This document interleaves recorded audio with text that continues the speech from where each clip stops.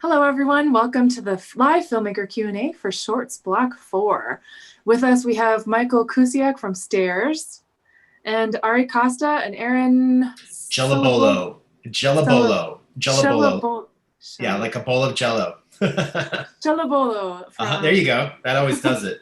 from the Internet Kills. Welcome, guys, and thanks for being here with us. Hi, thanks for having me. How are you guys doing? Doing well. I'm wonderful. Okay.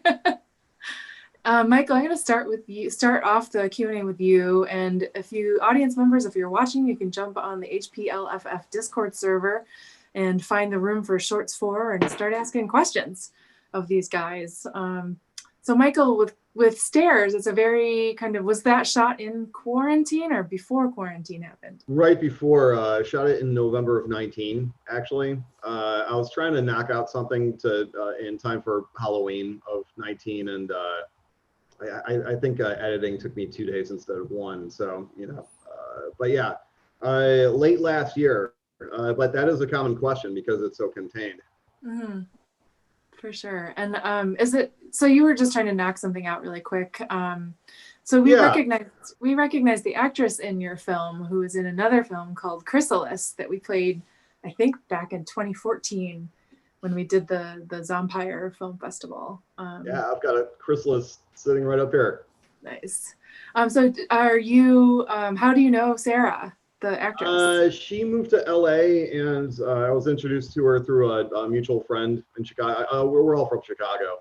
We're Chicago transplants. So yeah, it was the classic, hey, Sarah, since you're moving to LA, you should hang out with Mike because he's a cool guy. Nice. Excellent. Yeah, friends. And due to the fact that she's an actress, it's like, hey, do you want cheap stuff? Let's make some horror stuff. So there we go. So working on the next one, hoping to shoot that maybe next month. We'll see. Nice.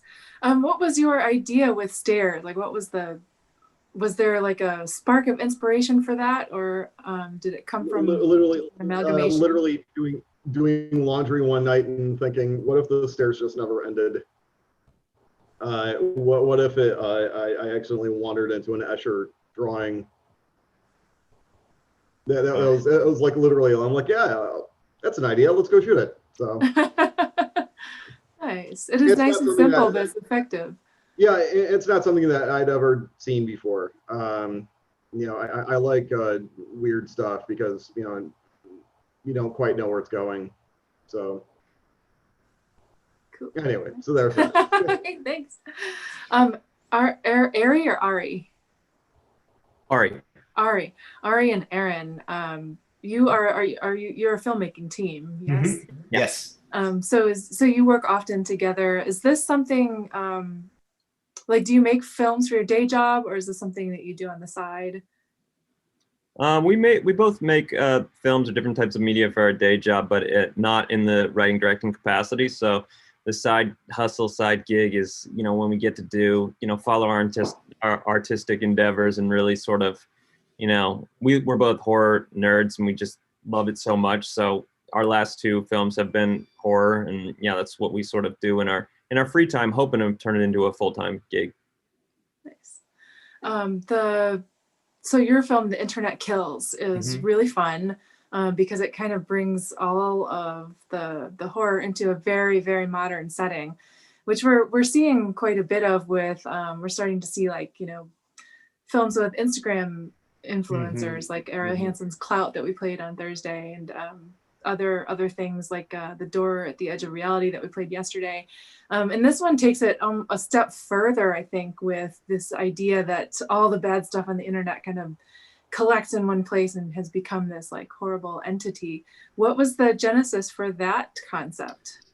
It's interesting because it started out, I think we got really inspired by the TV show Euphoria, because it sort of depicts the violence of social media and what it does to people in the world. And then on the flip side of that, we were thinking to ourselves, what is actually going on sort of beyond the screen, which is funny because like H.P. Lovecraft, and cosmic horror, it's sort of like the internet is become a very, very tangible example of cosmic horror. You know, it's this thing that exists beyond reality, but it's kind of killing us or wants to kill us. And I pitched Ari this idea about a killer app, you know, and this idea that the phone would attach to your face. And it went through many, many iterations. At first, we were going to do it about influencers or YouTubers. And we thought most people who read those drafts said, we hate these people. We don't really want to root for these people. So we sort of flipped it around, and we got really inspired by the movie 8th Grade. And to sort of the idea of average people being affected by this, if they let the evil into their life, what happens? And that's sort of where we took it. And then Ari kind of came up with the idea of the internet as a monster, you know, like, okay, everything is consolidating this organic thing, almost like our Freddy Krueger or our Pinhead or something like that, you know? Nice. And I mean, there's definitely cosmic horror influence, but are you Lovecraft fans? I am, for sure. Yeah. I grew up pretty obsessed with H.P. Lovecraft, like always tried to rip off his writing style, except, you know, my stories just didn't go anywhere. It was just like his, you know, trying to copy his prose. And then I used to watch all those movies like Reanimator and From Beyond and all the unnameable, you know, I love the idea of what he does. It's just very hard. It's hard to articulate, you know, it's even harder to film, I think, but. Yeah, and I was a fan of films like The Reanimator and Cronenberg films and all that, and then I didn't realize until I became more familiar with Lovecraft that he was sort of the influence and basis for a lot of the great horror films and, you know, directors and writers that I really appreciated and loved. Excellent. How about you, Mike? Are you a Lovecraft fan? I am a hardcore Lovecraft nerd from way back. Actually, I discovered him when I was, I want to say like 14 or 15, when I heard Ride the Lightning for the first time. Oh, right. Call of Cthulhu. And Yeah. I'm just like, what is that? And then I fell down the rabbit hole. That, and I'm also a role-playing game nerd. So I started playing Call of Cthulhu, the game, with my friends. And, you know, so, you know, yeah. So, yeah, I've been reading this stuff since I was a lad. Nice. There's a question in the chat for The Internet Kills. Twisted Tentacle asks, can you give us some insight into how you brought the creature effects to life? Yeah, we have we work with a really amazing artist, Sue Sinclair, who is kind of like our practical makeup goddess. And she basically, we had this idea for somebody who was burned black, you know, by the sort of, by the power inside the internet. It's sort of electrical. What would it look like? What would it really be like? And so we also love the movie Insidious. And if you've seen that demon, it's a simple demon. I mean, the guy's painted red, but by virtue of how simple it is and how the performance is, it's so memorable. So that was really probably where we were going with it. And then Ari can tell you about how we cast the internet, because it's actually. And all, you know, also for that creature, at one point we had ideas of like these, you know, tethered USB type cable tentacle type things, but when we started crunching numbers and realizing the reality of what we could actually afford, we had to bring the monster down to its simplest form, which still took 3 hours in a makeup chair in the morning and 3 hours at night for our lead actor, who's actually my stepfather. He is an actor. He came up in soap operas back in the day, and he's been teaching lately, but I knew that he could handle the movement and sort of personification and creating character, because he used to work as a mime back in the day. So it just kind of all came together in a perfect way. Awesome. That's really fun. He was very cold. He was very cold for the duration of the shoot, because he's literally wearing like basically hot pants that are painted black. So everyone go breathe on Joe. Yeah. Jerry Prowl. Jerry, okay. Yeah. Let's see, there's another comment. I really liked how economical The Internet Kills is. It moves through what feels like a feature story arc, including really detailed character development in just a few minutes. Was that a conscious goal to take a feature concept but knock it out as a short film? Yeah, I mean, I think that's always a goal of ours. You know, Aaron and I think for better or worse have trouble sort of thinking in the short form, and I know it's almost like a different part of your brain. But this film was an exercise. We have an idea for an expanded version that would be a feature, but this was an exercise in us trying to just take a story down to its studs, really, and tell it in a very simple way, because our last short that we attempted had too much story. So we were attempting to try and tell just the right amount. Aaron, I don't know if you want to expand on that. Yeah, it was really just trying to get to that thing of one great scene for the most part, really trying to boil it down to, the actors and in one scene, in one emotional moment, and giving them this, very simple arc, that could, so that the scene becomes its own little movie. Because like in our last short, we had, flashbacks and openings in different locations, and it was very difficult, made our life very hard. What happened? Yeah, and yeah, by the way, people would watch the short and they'd think it was amazing, it looked great. We're like, did you like the story? Had no idea what was going on. Okay, all right, that's really not the desired reaction that we were going for. But so with this, we were determined to clearly tell a clear, simple story. So thank you to whoever said that. It was a feature arc. That's a real compliment. And Chainsaw Gothic says that killer app film made me want to watch Kiyoshi Kurosawa's Pulse again, which is also the Japanese name for that film is Cairo, which is also there's weirdness happening with the internet and electronics and people disappearing into walls and things like that. Have you both seen that film? Yes. I watched it. I worked on this film last year called Relic, and the female director of that movie. That was a huge influence for her, so I watched it before I worked on that film, and then I think it was also a bit of an influence for us as well. Yeah, we love the Japanese filmmakers, particularly. They very much, I feel like, were pioneers in the tech horror space. I mean, the opening scene of The Ring, at least, and also the American remake, was a huge influence on Internet Kills. Because that opening sequence is it's perfect, the way it all weaves in story and sets everything up and ends. So that was very much an influence. What's great about the original Pulse is there's a scene in which the guy has to actually take a disc and upload AOL. Back when the internet was first started, that's what you had to do, and it walks through the entire process. And yeah, it's incredible. Back in the 1990s, the ancient days, this is how we got on the internet, you kids. So true. I did enjoy from Pulse the scene when he's I think he's at the bottom of a stairwell, like a little room, and there's a sofa, and he sees the woman there, and she just starts coming towards him very slowly, and he hides behind the couch, but then he turns around, she's just still kind of slowly moving towards him, and that was one of the most terrifying things I've ever seen. And I appreciate that the monster in Internet Kills is also kind of just deliberate and not doing any of that weird you didn't do any of those. Yeah. Oh, that's thank you very much for saying that. We worked really hard on that, and initially it was sort of this thing of well, would he be running? And then we basically were well, he's able to sort of move through reality, so you're not going to get away from him. So you just there's no way. So that freed us up in terms of the logic of it, right? Because he doesn't need to rush. Michael Myers obviously was another big influence, because it's he doesn't run for anybody. He's eventually gonna get you. He's gonna get you. It's just gonna happen. No, people in the chat are laughing about free AOL discs. I remember they used to come with the Yellow Pages books when they would get delivered. Wow. Oh my gosh, remember phone books? Yeah, I literally had enough that I used them as coasters. Oh my goodness. Oh, there's a question for Stairs. In the last scene where she's like, fuck that.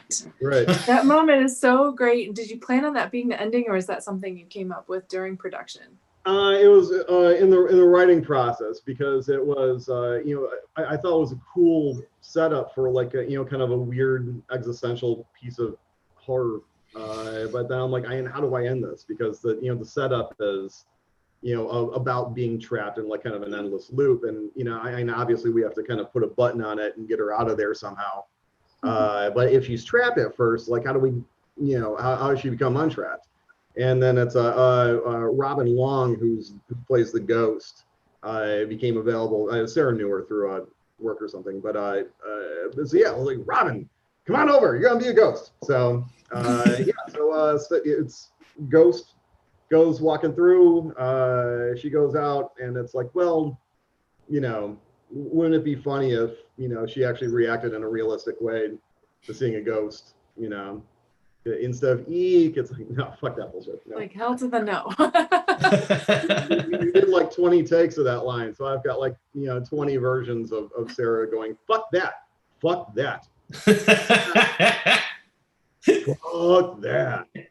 Are you gonna string those all together, please? I should. That'd be hilarious. Yeah. Sadly, Sarah was not able to join us. She's traveling today, but she says hi to everybody.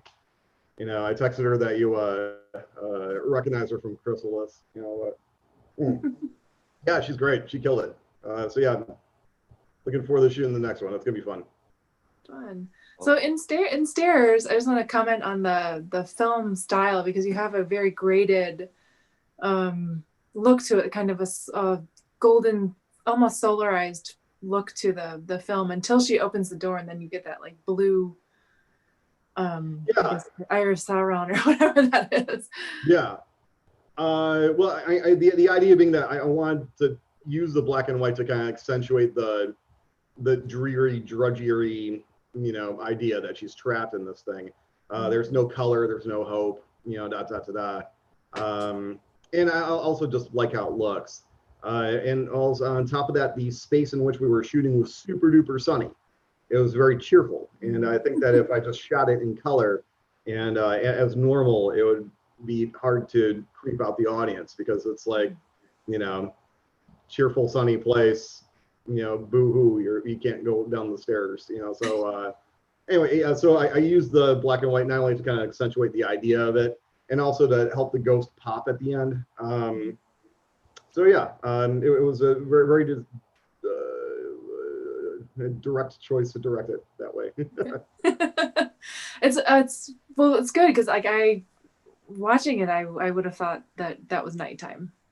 I like black and white horror. Curse of the Demon is one of my all-time favorites. The next time I get my hands on a pile of money, I'm probably going to shoot a black and white horror movie, just because I love it. You should watch the I Am the Pretty Thing That Lives in the house. Isn't that's a black and white horror movie? It's a really cool. No, it's not. It's color. Although it feels like it's black and white because it's really. What's the one I'm thinking of that I'll find it. I'll send it to you. It's a really cool black and white movie. Yeah, but like the original The Haunting. Oh yeah. Indestructible classics of the genre. I love black and white horror filmmaking. You watch The Innocents? That's a great one. Yeah. My favorite part of The Innocents is when a character throws a turtle through a window. Haven't seen that before. The other thing I wanted to say about Stairs is the moment where she's like no and slams the door. Is like we talk about if you've played Call of Cthulhu, which you said you have, is that it's doubly funny for me because we have a friend who says, if the investigators just found something weird and said, like, hell no, I'm not going down there, and just like poured cement in it or threw the grenade and sealed it, then there would be no more campaign or story for it. So but funny. Sarah plays role-playing games too. And so it's kind of the classic, like, and a ghost appears before you, make your sanity roll. Fuck that. I'm out of here. I'm gone. Even if she gets trapped in the drudgery. So I'm not sure how it connects with the underlying themes of the piece, but I don't. It's a funny ending. Who gives a shit? But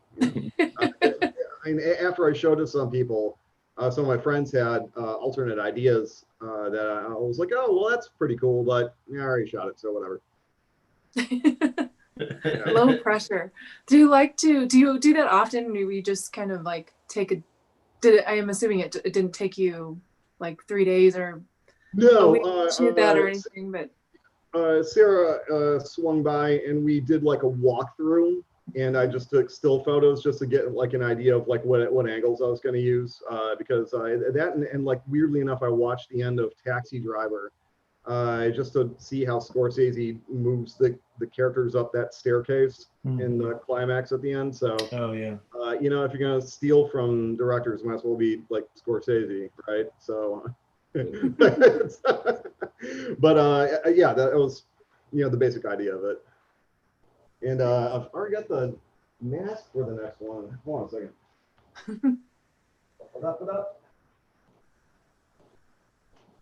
Oh, there. You ready for this piece of equipment? Good thing you're sitting down. Boogity boogity boo. Wow. Boogity boogity boo. Ah! I ordered this from a woman in Czechoslovakia over Etsy, and now I have it. Wow. Stare at his face and shoot at horror. Wow. I'm Nice. just gonna leave this on now. Interesting interview like that. All right. While we're getting creeped out by that, another question popped up for the internet kills. And in it, your main character has an experience where her ex basically revenge posts all of the sexy pictures she has sent him during their relationship. And Twisted Tentacles wondering, have any of you had embarrassing internet moments that you wish you could take back? Every day of my life. Yeah.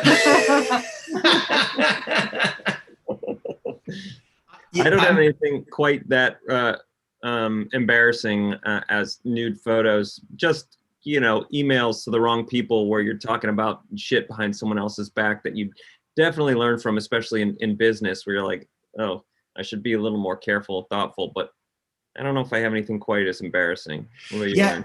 No, I mean, I'm definitely aging myself, but I think it was more about observing stories of people and their kids during what they are dealing with today, and just being stunned at how, like, actually the specific story was one of my friends. She's probably like, 30 or maybe 29, and she started a job in New York, and her boss, who was 50 or in his 50s, asked her if they could go out to lunch, and he then confessed to her that basically he didn't know how to handle this problem in his family. His teenage daughter had all of a sudden, gotten her boobs, and she, all of a sudden, the entire high school descended on her on social media and blasted out all these pictures, and he was just like, I don't understand. And she was like, I really think you should just have her leave social media. Like, there was no way to even combat it. And I just remember thinking to myself, that is so fucked up. Like, I don't even know how you anyway, it was stuff like that really that made us sort of go, this is actually horrible. This is a horror movie. It also feels like nudes on the internet and finding people's nudes is like a monthly or weekly occurrence. It's not as rare as when it first happened, but it's a terrible thing to happen to anybody, and really would change your life. And if somebody's doing that in deceitful, nefarious ways, I mean, it's now illegal, of course, but it's I can't even imagine. It would be mind blowing. Yeah.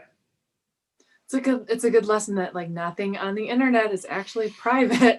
Oh my God, no way. Right. Yeah. And nothing disappears is the other thing, which obviously is in our short, but you're even seeing it with people's Twitter or tweets from 10 years ago, which is now being held against them and losing out on jobs, and kind of crazy. That's pretty awful. Let's see.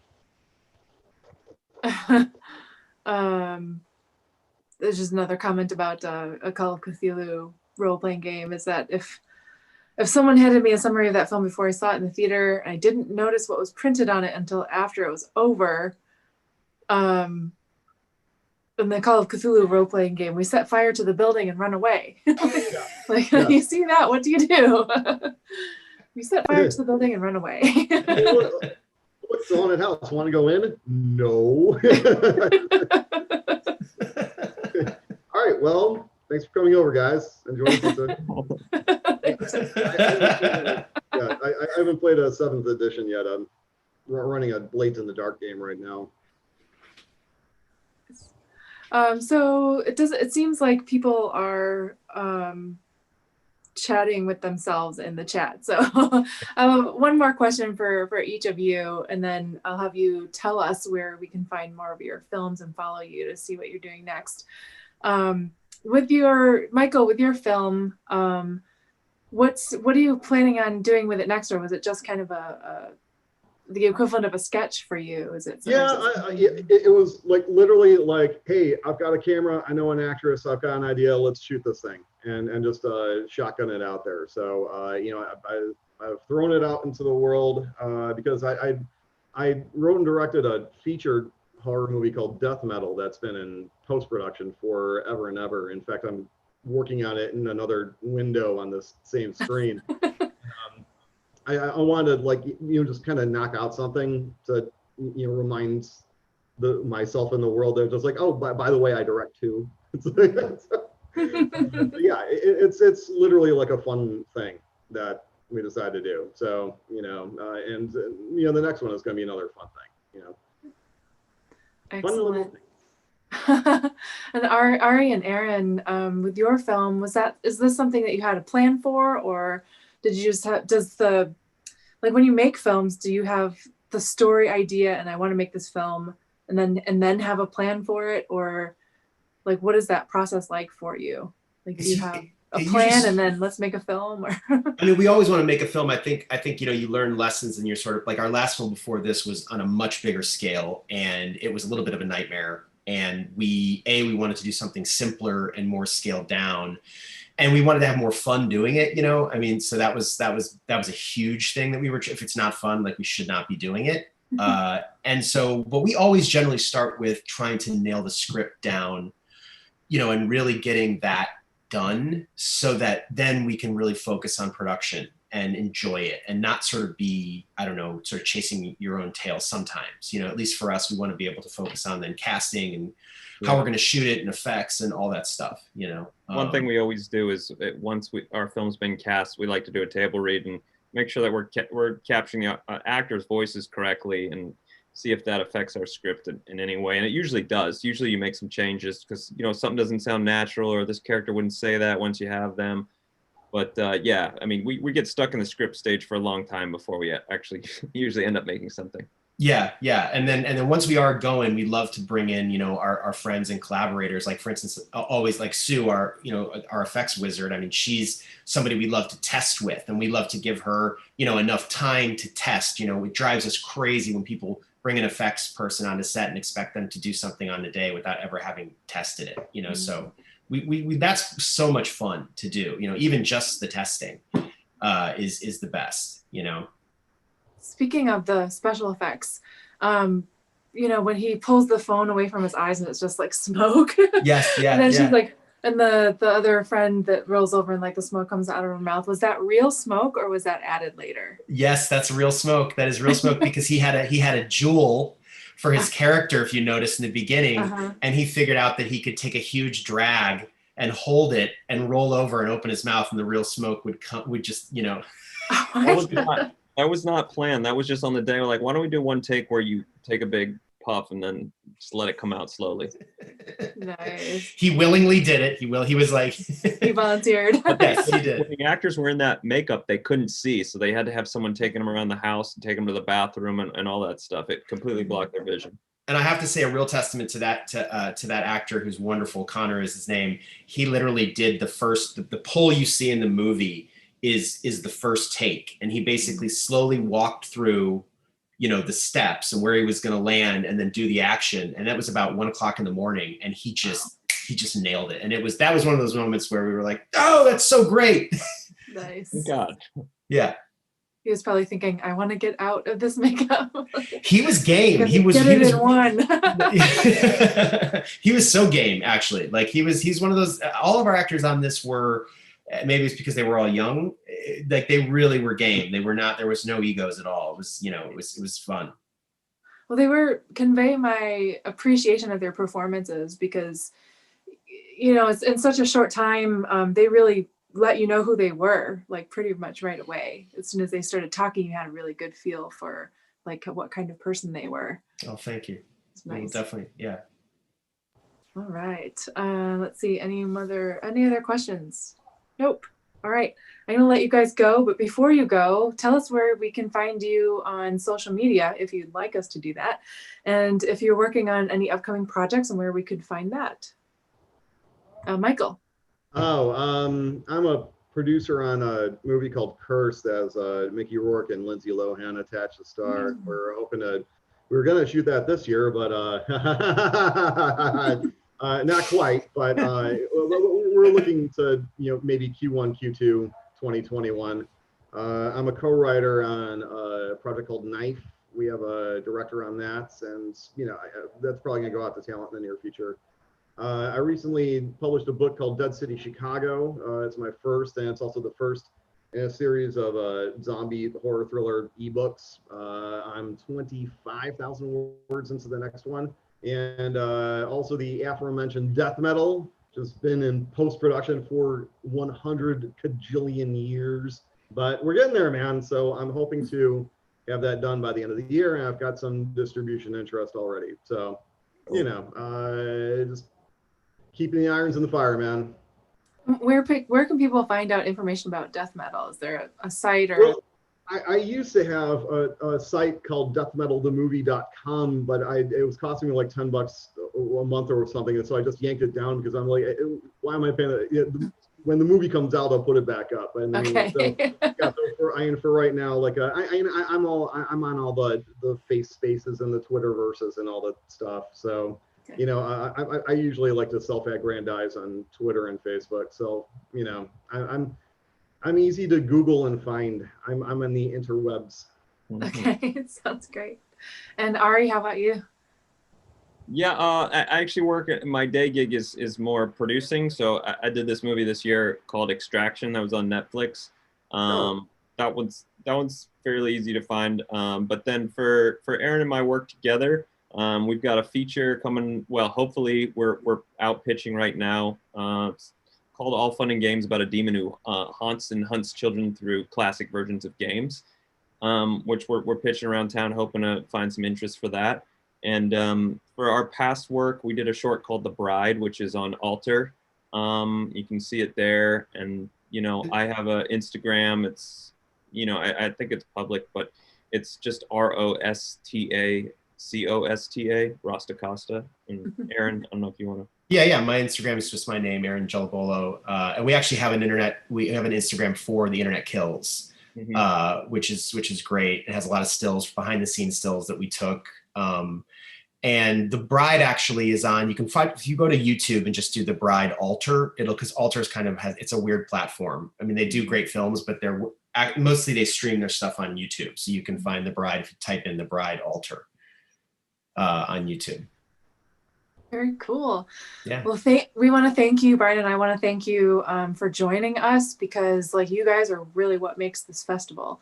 Being able to talk to you and see your face on Zoom and get your insights into your films, and just to see that excitement about indie horror is really exciting for us, and our audience appreciates having a glimpse behind the scenes too. So thank you for joining us in this really weird festival format. Yeah. And we hope we get to meet you in person someday, and that you get to join us here in Portland.